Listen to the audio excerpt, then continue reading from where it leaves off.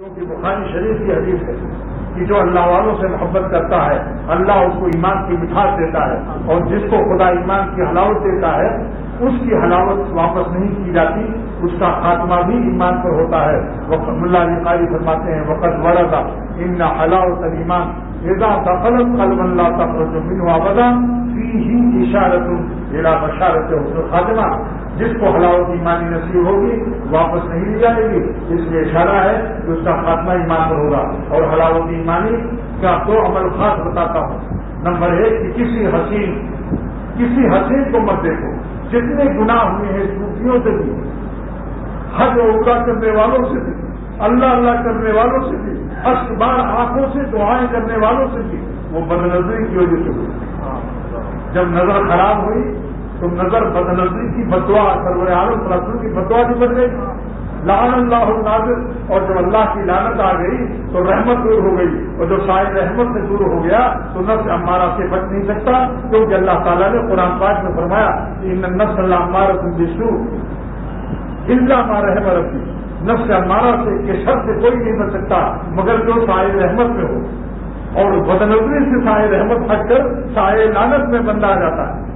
بہت غور سے سن لو یہ باتیں جو کہہ رہا ہوں، درد دل سے کہتا ہوں، بدنظری سے بندہ سائے لعنت میں آتا ہے۔ دلیل مشکاۃ شریف کی روایت لعن اللہ الناظر والمنظور الیہ، لعنت فرمایا اللہ ناظر پر بھی اور جو اپنے کو دکھائے اس پر بھی لعنت۔ تو یہ قرآن پاک کا استدلال آپ کو سمجھ آیا؟ اللہ تعالیٰ فرماتے ہیں نفس امارہ ہر وقت گناہ کا تقاضا کرتا ہے الا ما رحم ربی، مگر میں نفس امارہ کا خالق ہونے کی حیثیت سے اس کا استثناء کہا اسی خالق نفس امارہ کو، کوئی دنیا میں اس کا استثناء پیش کرنا کسی کے لیے جائز نہیں تھا۔ اللہ تعالیٰ ہی مستثنیٰ فرماتے ہیں کہ تم کو تمہارا نفس امارہ برائی کی طرف نہیں لے جا سکتا جب تک کہ میرے تم سائے رحمت میں رہو گے۔ ماں مصدریہ زمانیہ ہے، ماں مصدریہ ہے، میں نے رحمہ کو رحمت بنا دیا، ماضی کو اس نے مصدر بنا دیا، اور زمانیہ ہے ایسی وقت رحمت ہے، اور ظرفیہ ہے۔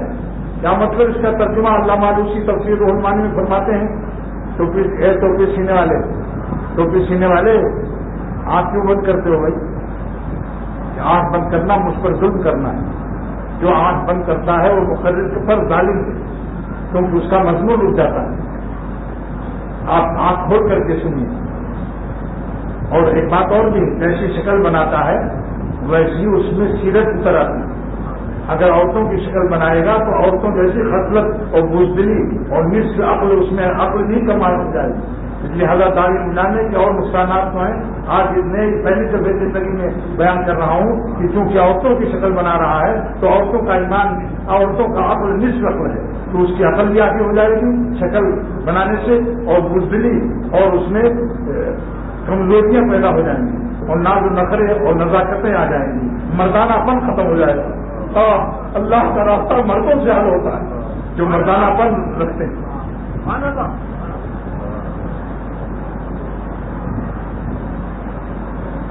تو نفس امارہ میں جو ہے اللہ ماں، یہ ماں جو ہے مصدریہ ہے، ظرفیہ ہے، زمانیہ ہے۔ پھر کیا ترجمہ کیا علامہ آلوسی رحمۃ اللہ علیہ نے؟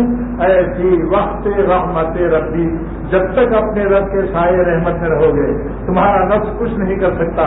میرا مخلوق خالق کی حفاظت کا تالا توڑ سکتا ہے؟